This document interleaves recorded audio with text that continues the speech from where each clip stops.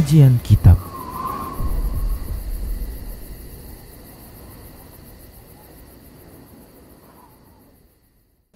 Bismillah. Assalamualaikum warahmatullahi wabarakatuh.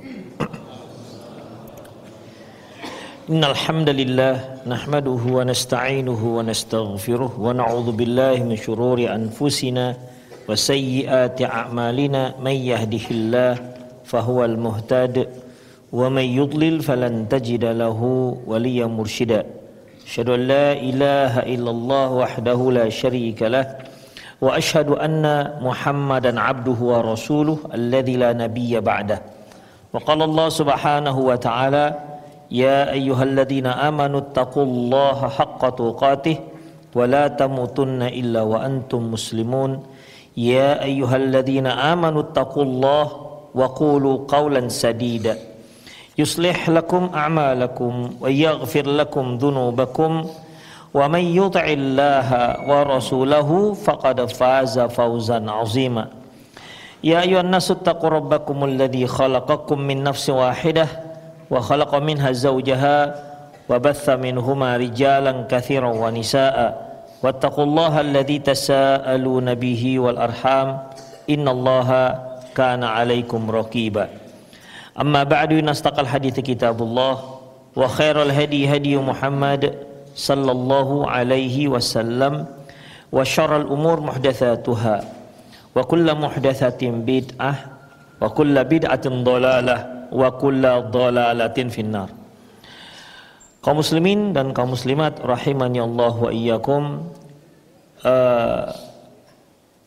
kita masih dalam mempelajari biyanu syai' min anwa'is sihir, yaitu terkait dengan jenis-jenis ataupun bentuk-bentuk sihir. Ikhwah, yang lalu telah kita bahas jenis-jenisnya seperti hadis dari yang diriwayatkan oleh Imam Ahmad, yaitu terkait dengan iyafah, kemudian at-tair dan turuk. Demikian juga al-khat, ya, beberapa hal yang terkait dengan sihir. Kemudian penulis menyebutkan juga tentang jenis ataupun macam-macam sihir. Hanya saja terlihat dari hadis-hadis yang disebutkan dalam bab ini, beliau tidak hanya memaksudkan sihir dari sisi definisi, karena definisi sihir itu sendiri seperti yang telah kita bahas di bab 23, bagaimana Allah Subhanahu wa taala menyatakan tentang kekufuran orang yang mempelajari dan mengajari sihir, ya, wa ma kafara Sulaiman walakinna syayatina kafaru. Sulaiman gak kafir, tapi setanlah sebenarnya yang kafir. Yu'allimunan nasa sihra, karena mereka mengajarkan orang-orang ilmu sihir. Di bab 23 sebelumnya itu khusus memang sihir yang dilarang jelas dalam syariat dan disebutkan terkait dengan kekufuran. Tetapi di bab 24 ini beliau, penulis Syekh Muhammad bin Abdul Wahhab, menjelaskan bentuk-bentuk sihir yang lain dari sisi bahasa. Seperti yang pernah kita bahas, bahwasanya Rasulullah pernah mengatakan, ala innal bayana la sihra, ala inna minal bayani la sihra. Ketahuilah di antara retorika, cara berbicara itu bisa menjadi sihir. Tentu sihir yang dimaksud dalam hadis ini tidak sama sihir yang dimaksud dalam surah Al-Baqarah yang kita bacakan tadi. Memang seorang yang pandai dalam berbicara, pandai beretorika, dia akan mampu mempengaruhi para audiensinya, pada pendengarnya. Dan mungkin bisa saja dengan pandainya dia bicara, dia bisa memutarbalikkan yang hak menjadi batil, yang batil menjadi yang hak. Seolah orang itu terkena sihir. sehingga terbutakan yang benar itu. Dan ternyata sihir yang ini ya itu juga dimasukkan di dalam bab 24 ini. Makanya sihir yang dimaksud biyanu syai' min anwa'is sihir, penjelasan beberapa bentuk sihir. Tidak semua sihir yang tidak semua sihir yang disebutkan di bab 23, tapi ada bentuk-bentuk sihir yang dia disebut sihir, tapi sebenarnya tidak termasuk sihir yang disebutkan dalam bab 23 yang kufur bagi orang yang mempelajarinya. Ikhwah, kita masuk pada hadis yang kedua dari Ibnu Abbas radhiyallahu anhuma, qala, dia berkata, qala Rasulullah sallallahu alaihi wasallam, man iktabasa syu'batan minan nujum, barang siapa yang mempelajari ilmu perbintangan, faqad iqtabasa syu'batan minas sihir, berarti dia telah mempelajari sebahagian dari ilmu sihir. Zada mazada, semakin dia belajar ilmu perbintangan, maka semakin dalam juga terjumusnya pada ilmu sihir. Ikhwah, hadis ini Rasulullah Sallallahu Alaihi Wasallam mengingatkan kita dilarangnya belajar ilmu nujum, ilmu perbintangan. Tapi perlu kita ketahui, mempelajari ilmu perbintangan, kalau kita dahulu di SMP ilmu antariksa, apa sekarang astronomi, ya, ilmu astronomi.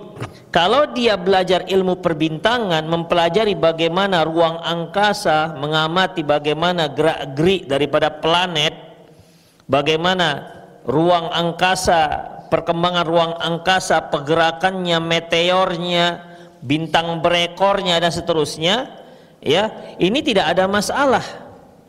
Seperti waktu dulu, waktu zaman saya sekolah dulu, planet yang paling jauh itu ya Pluto. Sekarang kan enggak lagi, sudah ditemukan yang lebih jauh lagi. Demikian ikhwah. Planet yang paling besar apa? Jupiter. Nah, sekarang kan enggak lagi, ternyata ditemukan lagi. Kalau dia terkait dengan ilmu seperti ini, ilmu astronomi, mempelajari perbintangan, gerakan daripada alam angkasa, kemudian mengamati mengamati bagaimana situasi ruang angkasa, apalagi sampai ada cita-cita ekspansi manusia bumi bisa pindah ke bulan misalnya. Tentu kan ini harus ada pertimbangan-pertimbangan, persiapan-persiapan yang matang. Kalau yang seperti ini nggak ada masalah. Ini tidak termasuk ilmu nujum. Nujum itu dari jamak daripada an-najmu. Najmu itu bintang. Ilmu nujum ini bukan ilmu nujum yang dilarang oleh syariat. Ya, bukan ilmu nujum yang dilarang oleh syariat. Tetapi ikhwah, ilmu nujum yang dimaksud dalam hadis ini, maniktabasa syu'batan minan nujum faqad iktabasa syu'batan minas sihir. Barang siapa yang mempelajari ilmu perbintangan, berarti dia telah mempelajari sebahagian daripada ilmu sihir.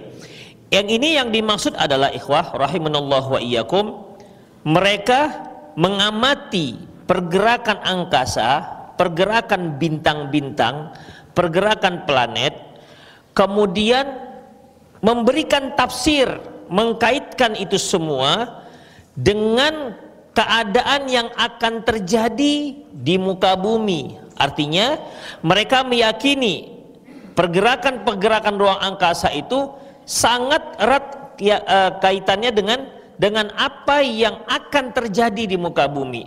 Makanya dahulu ada ilmu nujum, ilmu ramalan. Jadi mereka mengamati apa yang terjadi di angkasa, kemudian mereka mentafsirkan bahwasanya ini akan terjadi seperti ini.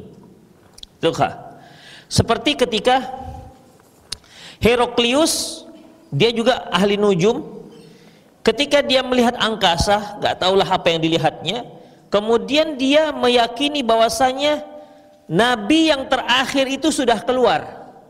Tapi bukan dia lihat ada berita, dia lihat dari angkasa. Ini dari gerakan-gerakan begini, ini nabi yang terakhir, ini tanda nabi yang terakhir sudah keluar.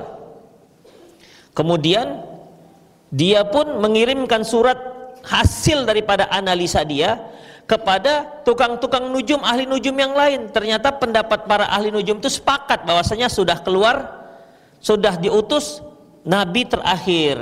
Itu ikhwah, dan memang benar. Nah, yang seperti ini yang nggak dibolehkan. Ya kalau benar, kalau salah gimana? Demikian. Jadi melihat kondisi angkasa, pergerakan-pergerakan bintang, kemudian dijadikan sebagai alat untuk meramal kondisi yang akan datang. Sementara kan Rasulullah mengatakan, man ataka hinan au arrafan fasaddaqahu faqad kafara bima unzila ala Muhammad.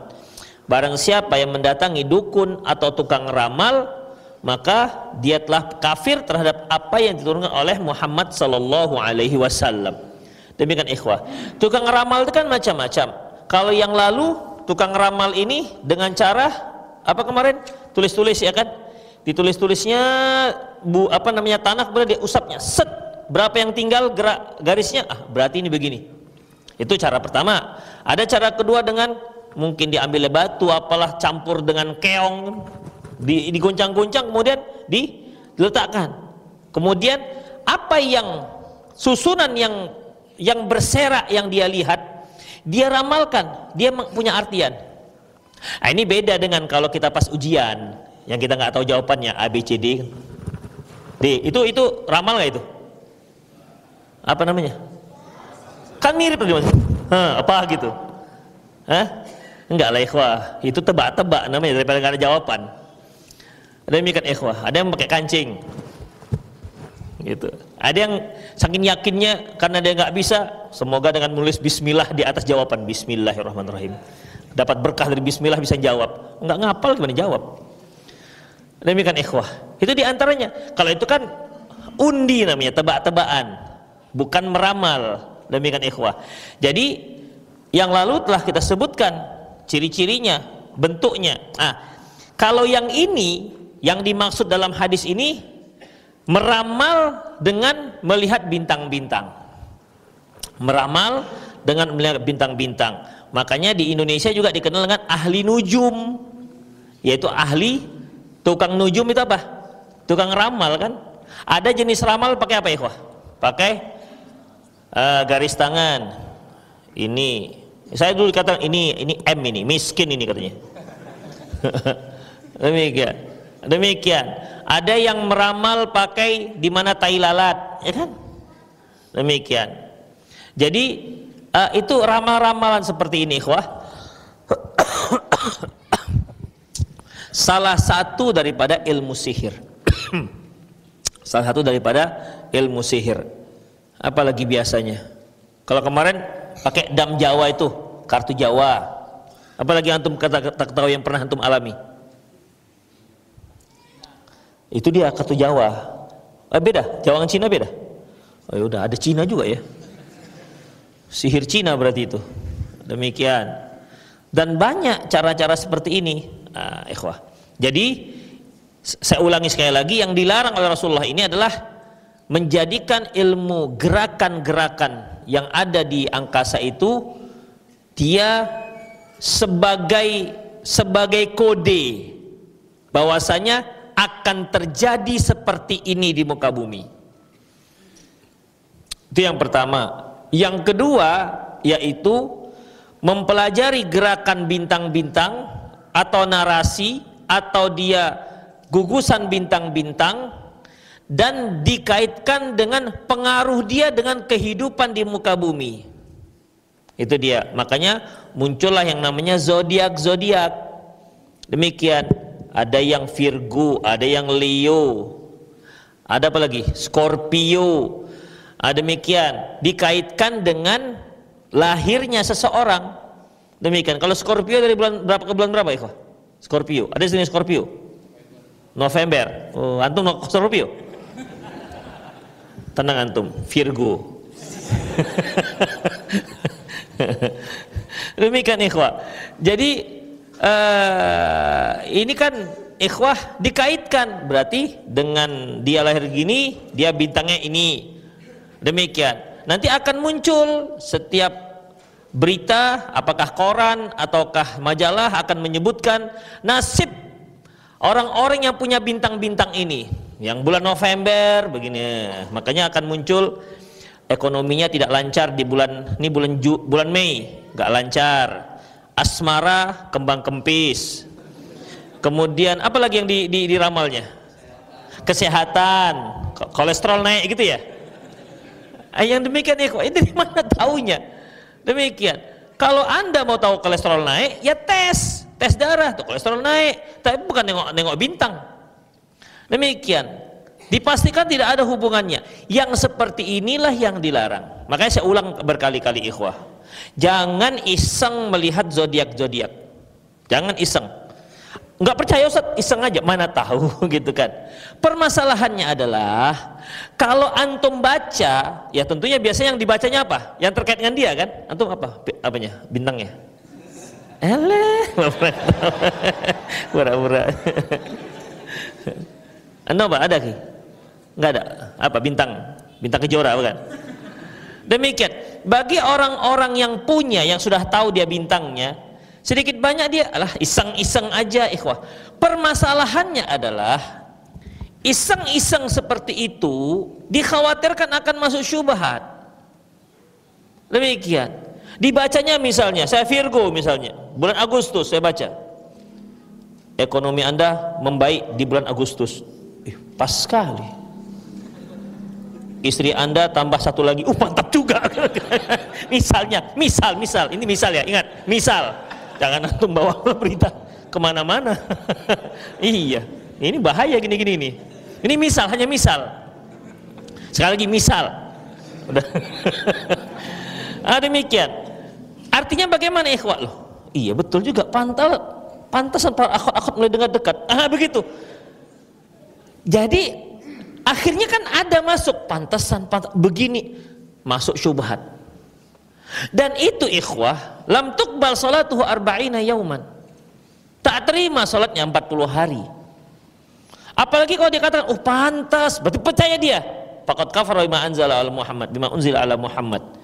Maka dia telah kafir terhadap apa yang diturunkan kepada Rasulullah sallallahu alaihi wasallam. Makanya berbahaya. Jangan diindahkan itu. Ya, jangan indahkan. Makanya yang bagi yang masih masih berlangganan dengan majalah misteri, tolong dibuang itu. Antum nggak tahu kan majalah misteri kan?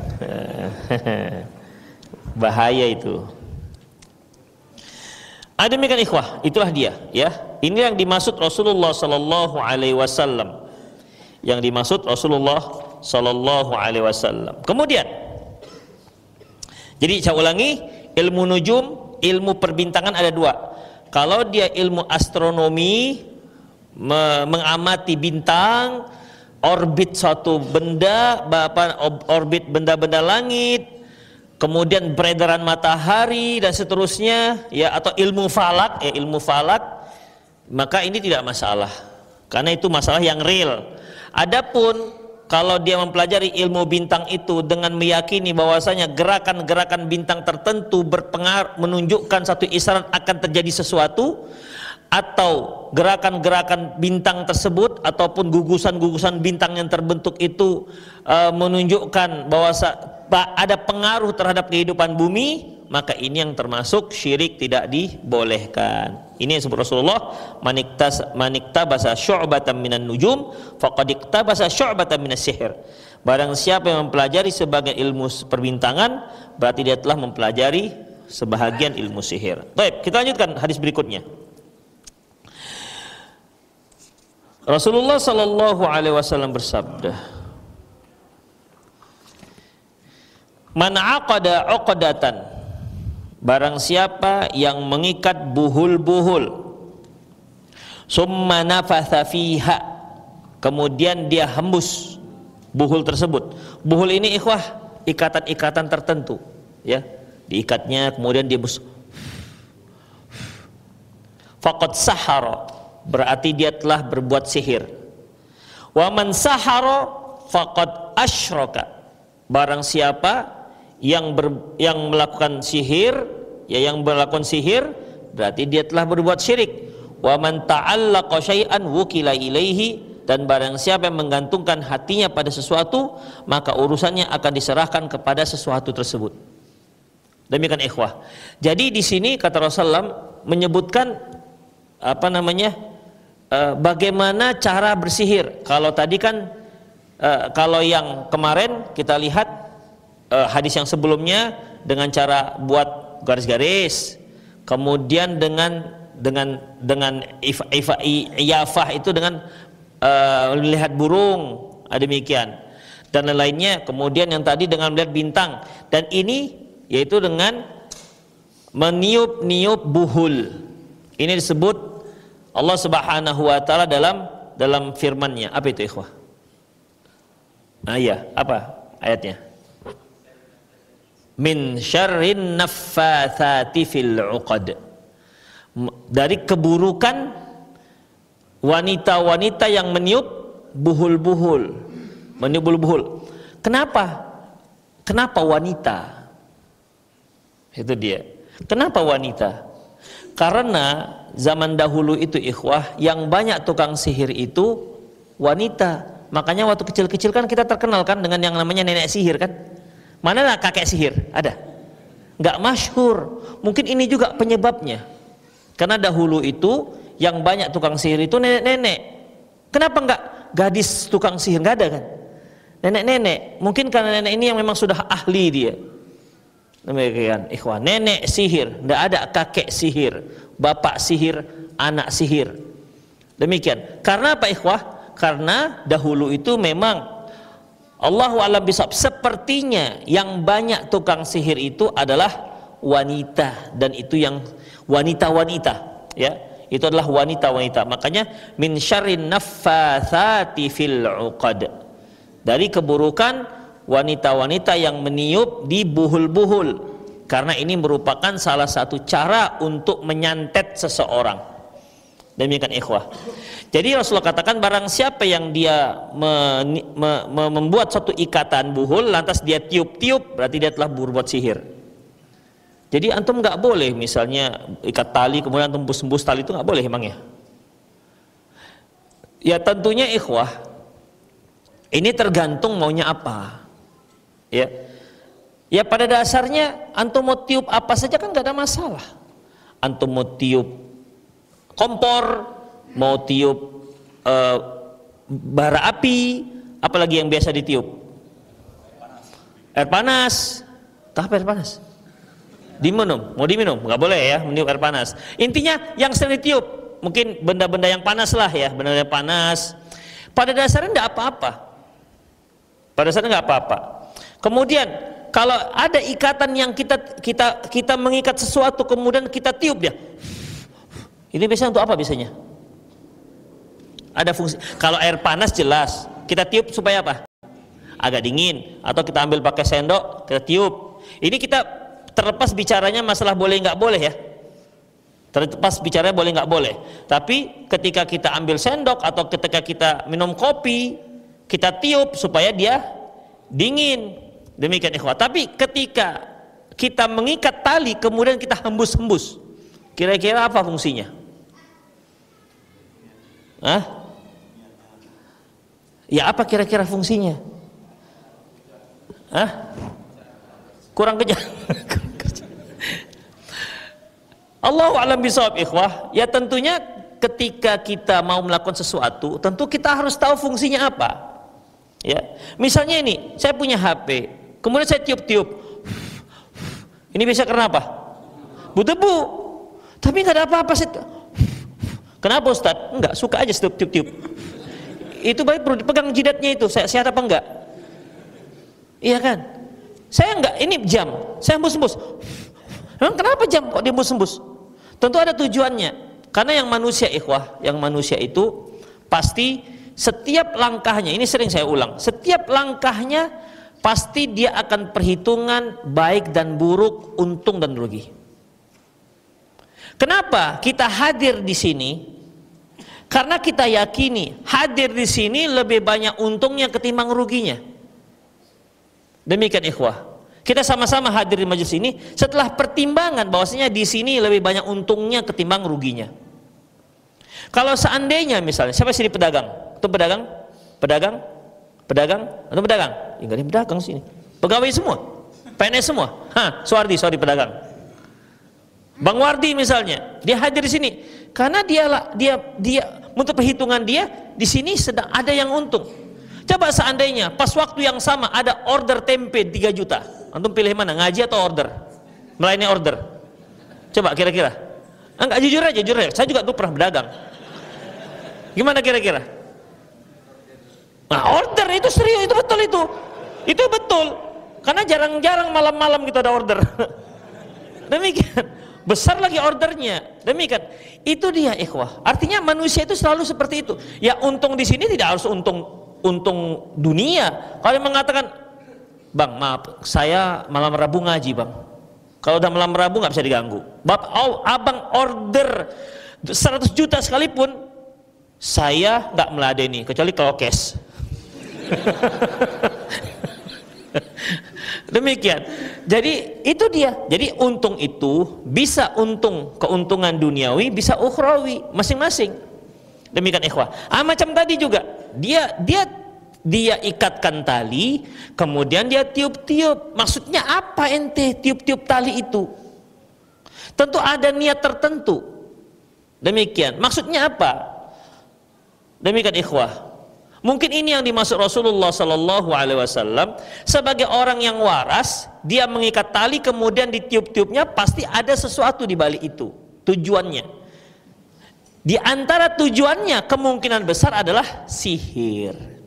Itulah yang mungkin disebut Rasulullah, man aqada uqdatan, barang siapa yang mengikat buhul-buhul, thumma nafatha fiha faqad sahara, kemudian dia meniupnya, sesungguhnya dia sedang berbuat sihir.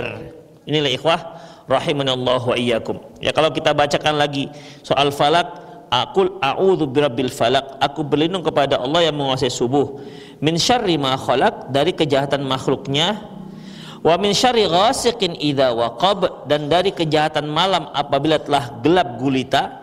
Ini kejahatan malam biasanya mencuri. Banyaklah ikhwah kejahatan-kejahatan malam yang banyak terjadi, ya, banyak terjadi. Kemudian wa min syarrin naffatsati fil 'uqad, dan dari kejahatan wanita tukang sihir yang menghembus di buhul-buhul. Wa min syarri hasidin idza hasad, dan dari kejahatan pendengki jika dia dengki. Baik, kemudian ikhwah azallahu wa iyyakum. Lantas berikutnya di sini wa man ta'allaqa syai'an wukila ilaihi, barang siapa yang menggantungkan hatinya dengan sesuatu, maka dia akan diserahkan kepada apa yang dia gantungkan, artinya kepada siapa dia bergantung. Ini kalimat ini ikhwah terkait dengan, diantaranya terkait dengan jimat. Man ta'allaqa tamimatan, barang siapa yang menggantungkan jimat, mengalungkan jimat. Karena umumnya orang-orang yang suka pakai jimat, dia merasa tidak aman kalau tidak membawa jimatnya. Dia tidak merasa pede kalau dia tidak menggunakan jimatnya. Demikian ikhwah. Ketika dia berdagang sementara dia mendapat jimat dari seseorang, jimat panglaris misalnya, atau ketika dia ingin melamar seseorang sementara dia diberi jimat untuk terlihat lebih ganteng, misalnya jimat semar mesem misalnya. Demikian ikhwah, ya. Atau jimat panglaris misalnya gambar angku saleh. Demikian ikhwah. Dia meyakini bahwasanya sesuatu yang membuat jualannya laris ketika dia membawa jimat ini, maka Allah Subhanahu wa taala akan gantungkan hatinya dengan jimat tersebut, sehingga ketika dia tidak ketika dia tidak membawa jimat itu, dia tidak pede dengan jualannya. Mendingan dia nggak jadi jualan. Sebenarnya ikhwah, ya, sebenarnya bukan karena jimatnya. Memang manusia itu ketika dia sudah tergantung dengan sesuatu, maka dia nggak bisa terlepas dari sesuatu ini. Itu ikhwah. Buktinya apa? Nih, ini jimat. Ya, ikhwah, antum ingat dulu coba, antum ketika 10 tahun yang lalu perlu komunikasi ini? Nggak perlu kan? Tapi coba sekarang, antum pergi, ketinggalan tuh HP, gimana kira-kira? Balik nggak? Balik ikhwah, balik. Apalagi di sini banyak komunikasi dengan yang nggak benar, dengan yang beb luar misalnya kan. Demikian ikhwah, takut ketahuan istri, passwordnya sampai 15, semuanya huruf mati, macam tulisan Rusia, huruf mati semua. Demikian ikhwah. Jadi ya, ini jadi tergantung. Sebenarnya kebutuhan kita yang menggantungkan hati kita di sini. Padahal kalau kita tinggal saja, mungkin nggak ada apa-apa, nggak ada masalah. Demikian, nggak ada masalah. Tapi karena sudah tergantung, mana tahu ada yang menghubungi saya, mana tahu dia pedagang enggak, apapun enggak. Itulah ikhwah rahimanallah wa iyyakum. Ya, jadi kalau kita tergantung dengan HP, jimat nggak ini HP-nya jadinya? Sebenarnya enggak. Kenapa? Ketergantungan kita itu ketergantungan yang memang masuk akal. Kenapa kamu bawa HP? Iya, di sini ada kalkulator. Saya hitung-hitung pakai kalkulator. Kenapa kamu bawa HP? Iya, di sini ada Google Maps supaya saya tahu jalan. Nah, begitu. Enggak ada masalah. Tapi kalau dia tergantung dengan jimat, hubungannya apa gitu? Hubungannya apa? Jimat dengan yang melariskan dagangannya, apa hubungannya? Di sini letak syiriknya. Ya. Seolah jimat itulah yang mendatangkan rezeki. Demikian ikhwah. Kalau dia punya ruko, itu semenjak saya punya burung, memelihara burung perkutut, letakkan di depan ruko, dia terasa semakin laris. Demikian. Semenjak dia letakkan boneka kucing yang begini-begini, kok semakin laris. Demikian. Sehingga kalau tuh kucing itu habis baterainya nggak gini lagi, tinggal gini aja, nggak naik lagi, habis baterainya. Ini karena baterai, jadi nggak gini-gini lagi dia. Demikian ikhwah, itu jadi jimat karena nggak ada hubungan gini-gini dengan larisnya. Terus gimana dengan boneka di pinggir jalan yang pakai hembusan angin tuh gini-gini? Gimana itu? Sampai hitam ini hitam, gini terus. Gimana itu? Kenapa? Karena ada hubungannya. Dengan dia begini-begini kan orang jadi perhatian, apa ini kok begini-begini? Oh, rupanya bengkel. Demikian ikhwah. Ya tentu sesuai dengan yang begini-begininya. Tapi begitulah ikhwah. Jadi sesuatu yang memang ada hubungan dan bisa dinalar, nggak ada masalah. Tapi kalau memang nggak bisa dinalar, maka ini perkara yang termasuk dalam jimat, dan itu termasuk dalam kesyirikan. Demikian ikhwah rahimani Allah wa iyyakum. Makanya Rasulullah juga pernah berdoa, wala takilni ila nafsi tarfata ain, ya Allah janganlah engkau serahkan diriku kepadaku sendiri sekalipun sekejap mata tanpa pertolonganmu. Artinya ucapan setiap subuh kita katakan wala takilni ila nafsi tarfata ain, itu awalnya apa? Awal ucapannya apa? Apa? Asli sya'ni kullah wala takilni ila nafsi tarfata ain. Itu subuh kita ucapkan ikhwah. Artinya begini, kita itu mengharapkan pertolongan Allah setiap detik. Dan ini mengingatkan kita jangan terlalu pede dengan kepiawaian kita, kepandian kita, ilmu kita, pengalaman kita. Berapa banyak orang terlalu pede dengan pengalamannya, lupa kalau sebenarnya Allah lah yang menolong dia. Itu ikhwah. Ketika dia diwawancara, bisa kami tahu gimana kiat-kiat sukses Pak? Gimana dagang Anda ini kok cepat viral, laku, masya Allah, apa yang dijual laku, ini apa kiat-kiatnya? Pertama, kita harus bekerja keras, kita harus sungguh-sungguh. Begitu ikhwah. Kalau ini yang pertama, Berapa banyak orang bekerja keras tapi tidak berhasil seperti dia. Berapa banyak orang sungguh-sungguh tapi tak berhasil seperti dia. Kalau memang kerja keras dan sungguh-sungguh itulah kunci keberhasilan 100%, berarti mudah orang untuk berhasil. Ternyata tidak. Ada orang yang biasa-biasa saja tapi berhasil. Demikian ikhwah. Ada yang berhasil biasa-biasa saja. Ada yang kaki jadi tangan, tangan jadi kaki, gak kenal siang, gak kenal malam, pergi gelap pulang gelap, tapi miskin juga. Demikian, begitu-begitu juga. Demikian ikhwah. Itu menandakan apa ikhwah? Menandakan bahwasanya yang pertama yang harus kita ingat adalah ini adalah taufik dari Allah Subhanahu wa taala, pertolongan dari Allah Subhanahu wa taala. Kita itu manusia hanya berusaha maksimal. Udah. Namun intinya adalah mohon pertolongan Allah Subhanahu wa taala. Makanya jangan terlalu pede. Orang yang pede seperti ini, terlalu pede dengan ilmunya, pede dengan pengalamannya, pede dengan dengan senioritasnya misalnya. Ikhwah, ini seperti Qarun. Seperti Qarun.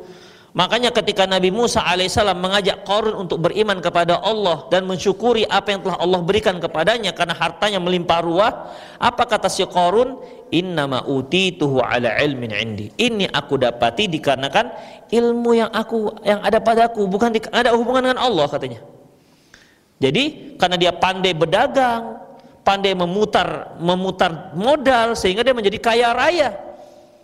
Sampai kaya rayanya itu luar biasa, terkenal dari abad ke abad sampai sekarang, terkenal si Qarun.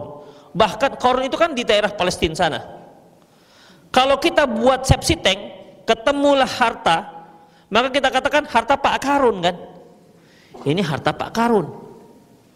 Demikian, tenggelamnya di sana sampai di sini. Munculnya, saking terkenalnya ikhwah, harta Qarun itu, saking terkenalnya. Dan Qarun ini, harta Qarun kan kita dengar sejak kecil kan ikhwah. Itu asal muasalnya itu, saking kayanya dia. Tapi ternyata fakhasafna bihi wa bidahil ard, kami tenggelamkan dia dan rumah-rumahnya kami tenggelamkan ke dalam bumi. Itu yang terjadi ikhwah. Kenapa? Terlalu pede. Makanya ikhwah rahimanallahu wa iyyakum, kita berdoa kepada Allah apa yang kita ingin usahakan, ya, dan minta petunjuk pada Allah, minta kemudian berusaha semaksimal mungkin. Antum juga nggak bisa hanya sekedar minta, ya Allah mudahkan rezeki saya, tapi dia tenang-tenang. Nggak bisa seperti itu, ya, nggak bisa seperti itu. Kita diperintahkan untuk bekerja, bekerjanya maksimal, hasil baru tawakal Allah. Itu dia. Bukan tawakal dulu, kemudian nggak bekerja, itu salah. Salah. Ini bahkan bukan salah besar, nggak begitu konsep Islam. Makanya dalam Islam itu tidak ada konsep nganggur. Ya, tidak ada konsep nganggur. Secara umum Allah katakan fa idza faraghta fansab. Kalau kamu sudah selesai melakukan satu pekerjaan, fansab, lakukan pekerjaan berikutnya. Tidak ada cerita duduk-duduk dulu, libur-libur dulu, enggak. Fansab. Makanya para ulama mengatakan, sibukkan diri Anda dengan kebaikan. Kalau tidak, Anda akan disibukkan dengan keburukan. Itu ikhwah. Demikian, sibukkan. Anda punya waktu luang, sibukkan dengan kebaikan. Kalau enggak, Allahu Akbar, apalagi di depan kita ini HP.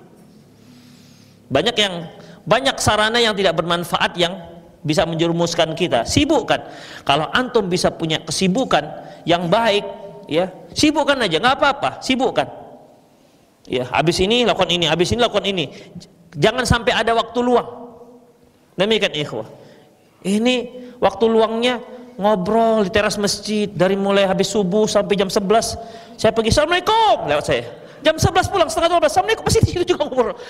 Sepanjang itu kah ngobrolnya? Apa aja? Sampai mati dia. Sepanjang itu kah obrolnya? Apa saja yang diobrolkan itu? Dari mulai jam 8, 9, 10, 11, 12. Apa saja pembahasannya? Demikian. Ya memang enak, memang ikhwah enak, ya enak. Ya, yang enak tuh biasanya banyak dosanya biasanya. Pasti gibah, apa bahasa coba? Bahasnya apa? Apalagi pas kemarin sebelum pemilu. Oh, udahlah digibahilah semuanya itu. Walaupun atas dasar katanya ghibah syar'i. Ada seorang ghibah syar'i. Demikian ikhwah. Dan seorang muslim tidak layak seperti itu, menghabiskan waktunya seperti itu ikhwah. Enggak dapat faedah dunia, tak dapat faedah akhirat. Demikian. Dunia enggak dapat, akhirat juga apa enggak dapat. Demikian. Kalau 4 jam dia gunakan untuk ngapal Quran gimana? Bagus. Tapi itu enak, emang ngobrol itu enak kali. Padahal sudah ada bisikan, udahlah, pulanglah. Aduh, tapi kok pinggulnya kok susah kali diangkat begitu. Semakin hangat aja pembicaraan. Demikian ikhwah, itulah dia. Jadi sibukkan diri kita dengan kebaikan. Kalau tidak, maka kita akan disibukkan dengan keburukan. Demikian ikhwah. Jadi dalam masalah ini ya, kita kita diwajibkan untuk bekerja. Diwajibkan untuk bekerja. Tidak ada yang namanya pengangguran. Ada seorang sahabat, dia kerjanya ulet kerjanya. Waktu itu Rasulullah dan beberapa sahabat lewat. Karena melihat keuletan sahabat ini, sahabat-sahabat yang bersama Rasulullah berkomentar, ini kalau keuletannya ini digunakan untuk jihad fisabilillah, ini luar biasa bagus. Artinya dia ulet, gigih, tapi untuk jihad, perang, ini bagus sekali nih orang ini. Apa kata Rasulullah? In kana kharaja liyas'a ala auladi sighar ala auladihi sighar fa huwa fisabilillah. Kata Rasulullah, enggak harus begitu. Dia keluar rumah, kemudian dia bekerja untuk menghidupi anak-anaknya yang kecil, masih kecil, itu jihad fisabilillah juga. Fisabilillah juga. Wa in kharaja yas'a ala walidayhi al-kabiraini fahuwa fi sabilillah. Kalau dia keluar bekerja untuk menafkahi 2 orang tuanya yang sudah tua renta, itu juga fi sabilillah. Jadi antum itu ketika keluar rumah, pergi pagi pulang petang bekerja, itu semua fi sabilillah, niatkan untuk Allah Subhanahu wa taala. Ya Allah, saya bekerja karena saya ingin melaksanakan kewajiban untuk menafkahi rumah tangga. Demikian, ikhwah, kita kalau andalkan ibadah hanya dengan sholat, berapalah sholat kita coba? Subuh berapa menit? 15 menit ku buat subuh, goyang semua bawah, belakang. Lama kali, batu-batu, udah. Semuanya flu. 10 menit lah. Aduh, pulanglah kita ini. Subuh 10 menit, rata-rata aja ya. Subuh 10 menit, zuhur 10 menit. Apalagi? Asar 10, semuanya baik total 50 menit. Udah. Dengan sunah-sunahnya taruhlah setengah jam. Jadi berapa? Taruhlah semua totalnya 1,5 jam. Mungkin dia sholat tahajud lah, Masya Allah kan. Udah. Oke lah 2 jam dengan zikir segala macamnya. 2 jam ikhwah. Ibadah 2 jam dari 24 jam loh. Terus 22 jam itu kemana perginya? Sementara kita diperintahkan Allah untuk beribadah. Wa ma khalaqtul jinna wal insa illa liya'budun. Tidak aku ciptakan jin dan manusia kecuali hanya untuk beribadah kepadaku. Jadi gimana? Jadikan aktivitas kita itu menjadi ibadah. Antum yang jualan door to door, bekerja di shop misalnya, bekerja di mana di kantor, niatkan itu sebagai ibadah. Bayangkan dari mulai jam 8 sampai jam 5, 8, 9, 10, 11, 12, 1, 2, 3, 4, 5. 9 jam kita ibadah jadinya ikhwah. Tapi yang halal ya. Kita itu jadi ibadah 9 jam, bayangkan. Demikian. Jadi jangan lewatkan itu. Makanya kalau orang nggak ada nganggur dalam Islam, nggak ada nganggur, nggak cerita nganggur. Dia tetap ada menggunakan waktu-waktunya. Demikian ikhwan. Maka Hasan Al-Basri mengatakan, ya bani Adam, innaka ayyabun fa idza dhahaba ba'du dhahaba ba'duk. Wahai anak Adam, kalian itu adalah hari-hari. Kalau sebahagian waktu kalian itu lewat, hari kalian lewat, berarti telah hilang sebahagian kalian. Makanya ikhwah rahimanallahu wa iyyakum, kita diperintahkan untuk berusaha, dan satu hal pertama adalah kita doa kepada Allah Subhanahu wa taala. Kita mohon kepada Allah, jangan kita itu diserahkan kepada kita sendiri, tapi kita selalu menyerahkan diri kepada Allah, mohon senantiasa perlindungan dari Allah Subhanahu wa taala. Ikhwah, karena mau udah geluduk-geluduk ya, nanti antum enggak konsentrasi pula belajarnya kan. Demikian, saya kira itu saja. Aku qouli hadza wa astaghfirullah li wa lakum wa lisal muslimin innahu al-ghafurur rahim. Ada yang mau tanya silahkan? Ada?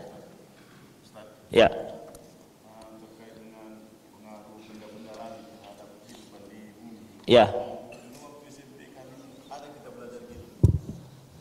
Pengaruh gravitasi bulan terhadap ini pasang naik dan pasang surut itu. Ya. Jadi yang saya garis bawahi di situ pengaruh gravitasi bulan Iya. terhadap ini pasang naik. Apakah kesirikan? Bisa dibuktikan nggak itu? Setahu saya bisa dibuktikan. Ya, bahwasanya pasang surut dan pasang naik itu tergantung dengan gravitasi bulan. Ketika muncul bulan, ketika bulan muncul, ya, dia ada daya tariknya. Maka terjadilah laut itu pasang surut. Sepengetahuan saya begitu dulu. Memang bisa dibuktikan. Demikian. Misalnya ini, ikhwah. Misalnya ya, HP misalnya.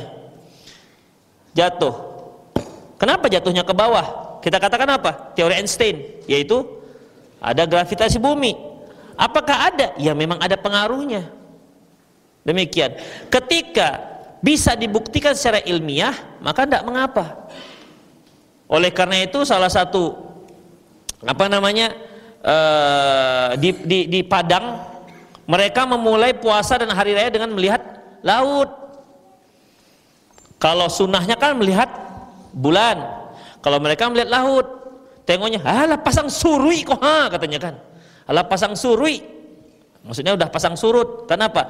Berarti sudah muncul bulan. Buktinya dia sudah menarik, ada pengaruh gravitasi bulan sehingga terjadi pasang surut di laut. Demikian ikhwah. Ya itu bisa dibuktikan secara ilmiah, tetapi bukan untuk menentukan awal Ramadan dan awal Idul Adha. Demikian ikhwah. Idul Fitri. Demikian. Allahu a'lam bishawab. Itu bisa dibuktikan. Entah sekarang mungkin ada yang baru, ada penemuan baru tentang masalah ini. Ada? Coba antum cari di Google, ada nggak? Kalau yang punya paket silakan, yang nggak punya paket juga nggak usah cari. Ada lagi silakan. Ya. Khusus pribadi Ustaz. Rasulullah pernah berkata kepada Bilal, ya Bilal, ahlina bisolat. Arihna ya. Silakanlah kami dengan sholat. Beliau pun menumpahkan segala permasalahan dengan sholat. Ya balik kepada diri saya pribadi. Saat ini kan zaman fitnah. Antum sudah nikah belum? Sudah, Ustaz. Oh, udah ya. Kita di jalan kan banyak. Iya. Kalau belum saya bilang hubungi dealer terdekat di kota Anda. Jadi pengaruh kita ke sholat itu susah untuk konsentrasi. Hal seperti ini, nasyawat dan sebagainya berbiasa masuknya. Diberikan kiat-kiatnya supaya Ikhwah azallahu wa iyyakum, apa yang antum merasakan kita rasakan semua. Artinya kok susah untuk khusyuk. Mengapa susah untuk khusyuk? Ikhwah, kesulitan kita sekarang khusyuk dikarenakan sangat tergantungnya kita dengan dunia. Tergantungnya dengan dunia itu apa ikhwah? Bukan hanya masalah uang, tapi masalah tanggung jawab. Tanggung jawab kita kepada keluarga, tanggung jawab kita kepada masyarakat, atau yayasan yang sedang kita bina, atau apa yang sedang kita kerjakan, semua itu akan berkumpul. Demikian ikhwah. Jadi bagaimana caranya? Ya kita harus berusaha, nggak ada cara lain. Berusaha untuk mengkhusyukkan diri ketika kita sholat. Dengan cara bagaimana? Pertama, kita harus paham dengan apa yang kita ucapkan. Apakah kalau sudah kita paham dengan apa yang kita ucapkan kita akan khusyuk? Belum tentu juga. Demikian ikhwah. Kalau seandainya memahami apa yang diucapkan pasti khusyuk, berarti semua ustadz itu khusyuk lah jadinya. Pan enggak juga. Buktinya ustadznya juga salah-salah nanti. Ya, 4 rakaat, baru masih 3 rakaat gitu-gitu. Demikian. Berarti kan ada yang difikirkan. Makanya ikhwah rahimallahu wa iyyakum, di sini enggak ada cara lain selain usaha. Enggak ada kiat-kiat fokuskan lihat ujung hidung supaya khusyuk. Ya ada itu ikhwah, mana ada? Ada dia cari-cari begitu. Cara mengkhusyukkan. Mulailah dibuat ada backsound musik supaya belajar untuk khusyuk. Atau dengan dihipnotis, semakin dalam, semakin tenang, semakin dalam, semakin tenang. Betul-betul tenang dia nggak bangun lagi. Demikian. Jadi ikhwah, ya nggak ada cara lain selain kita berusaha untuk khusyuk. Tahu kita makna daripada alhamdulillah, ya kita tadabbur. Kemudian oke, di Alhamdulillahirabbil alamin bisa kita tadabbur. Ar-Rahmanir Rahim tadabbur. Maliki yaumiddin tak kemana lagi dia udah melayang lah tak kemana. Sadar, oh iya, udah Maliki yaumiddin udah hampir waldolin mau teringat. Balik lagi, tarik lagi. Demikian. Itu caranya. Ya kalau nggak bisa. Harus begitu ikhwah. Mau kita memutuskan dengan dunia? Nggak bisa. Gimana memutuskan dengan dunia? Kita makhluk dunia. Makanya ikhwah rahimanallahu wa iyyakum, ya, harapannya kegiatan dunia yang kita lakukan, kita niatkan itu karena Allah Subhanahu wa taala. Kita lakukan dengan cara yang paling halal. Ya, sebahagian kita infakkan, kemudian kita berikan kepada orang-orang yang berhak untuk menerimanya. Semoga itu semua menjadi tanggung jawab kita. Mungkin antum pergi sehari, 2 hari, seminggu untuk bekerja, semoga itu menjadi ibadah bagi antum sekalian, digunakan untuk anak antum sekolah, masuk pesantren dan seterusnya. Itu kan semua pendukung semua, dan itu berarti termasuk dalam ibadah. Jadi jangan sampai kita itu bekerja hanya sekedar melaksanakan kewajiban. Sayang waktu kita, ya, sayang. Kalau seperti itu ya, yang kafir-kafir juga kan begitu juga. Bahkan mereka lebih giat lagi kan. Tapi permasalahannya, watarjuna minallahi ma la tarjun. Kalian mengharap kepada Allah apa yang tidak bisa mereka harap. Kita berharap pada Allah ibadah, nilai ibadah itu. Mereka tidak punya itu. Demikian ikhwah. Tapi masalahnya itu akhirnya kaum muslimin ini, karena dia berharap ibadah itu, ya sudahlah, sebagai bekerja penggantinya saya zikir-zikir saja di masjid. Demikian. Ini jadi salah jadinya, keliru, ya, keliru. Karena kenapa orang menghabiskan waktunya di masjid hanya untuk zikir segala macam, nggak peduli bagaimana kondisi keluarganya? Ikhwah, dikarenakan dia memahami yang ibadah dia gitu aja. Keliru banget ikhwah, bukan hanya itu ibadah. Demikian, ya. Setiap kucuran teringat yang mengalir di dahi antum itu ibadah. Jika itu diniatkan untuk menjalankan sebuah kewajiban untuk anak-anak, agar anak-anak menjadi berkembang menjadi anak-anak yang soleh dan solehah. Demikian. Allahu a'lam bishawab. Lagi? Ya. Bagaimana orang yang hobi mengoleksi keris, kemudian dia pajang itu hanya untuk hiasan, namun tidak meyakini bahwasanya keris itu dijadikan untuk sebagai seringan atau apa, tapi yang kita ketahui kan keris ini identik dengan mistik. Ya. Yang mana kata orang mitosnya bahwasanya keris ini tempat yang disukai oleh setan. Ikhwah, hukum asal sesuatu itu boleh. Al-ibahatul asliyah. Hukum asal sesuatu itu boleh. Hingga ada dalil yang mengharamkan dan tidak membolehkan. Misalnya, saya mengkoleksi apa misalnya, batu-batu.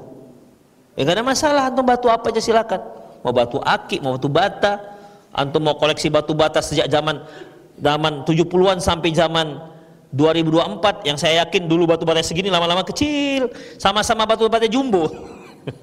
Sama-sama batu jumbo, tapi lama-lama kecil. Dulu satu truk itu bisa 5.000, sekarang satu truk 7.000 bisa. Demikian. Terserah antum mau koleksi batu bata. Hukum dasarnya tidak masalah. Tapi batu batanya bentuk kucing misalnya. Ada batu bata bentuk kucing yang sudah dibentuk lah kali ya, yang sudah dibentuk. Maka dia menjadi nggak boleh. Kenapa? Karena haram, nggak dibolehkan, karena itu patung. Ada demikian juga keris, ikhwah. Senjata-senjata. Antum pengkolektor rencong misalnya, mulai dari rencong Loksmawe sampai Banda Aceh. Nggak tahu, entah ada bedanya, nggak tahu. Intinya begitulah, contoh saja. Ya nggak ada masalah. Hukumnya apa? Boleh. Bagaimana dengan keris? Ya nggak ada masalah juga keris. Tapi keris ini adalah tempat yang kesukaan jin. Karena dia belok-belok gitu, jadi dia suka jin gitu. Misalnya begitu. Kita katakan kalau selama tidak ada larangannya dari syariat, ya udah nggak apa-apa, silakan tuh mengkoleksi keris. Selama tidak meyakini yang aneh-aneh seperti harus dimandikan. Ada ikhwah, keris itu kecil. Saya dulu punya kecil. Segini. Memang dulu digunakan untuk jimat. Dia kuningan. Dibilang untuk senjata, cuman geli-geli aja lah kan, segini. Demikian. Makanya banyak digunakan untuk jimat jadinya. Tapi kalau antum senang dengan bentuk-bentuk keris, dari mulai dia bentuk segini, macam ulat bulu sampai yang sebesar begitu, jumbo, yang ditaruh di sini sampai ke kaki misalnya, saking besarnya, nggak ada masalah. Nggak ada masalah, kolektor keris, nggak ada masalah. Ya mungkin harapannya nanti kalau ada yang suka dijual begitu kan, nggak ada masalah. Dengan keyakinan, dengannya tidak ada keyakinan apa-apa di situ. Jangan antum letakkan keris, nggak ada keyakinan, tapi masih taruh bunga-bunga kantil di situ. Kenapa kok bunga kantil? Kenapa nggak bunga teh ayam tuh ditaruhnya? Kenapa kok bunga kantil? Apa maksudnya ini? Kenapa bunga ini? Demikian. Terus dikasih minyak wangi. Kenapa kasih minyak wangi? Kenapa tuh golok di dapur tuh nggak dikasih minyak wangi? Demikian. Ya, berarti kan ada sesuatu, ikhwah. Makanya kalau nggak ada meyakinkan apapun nggak ada masalah.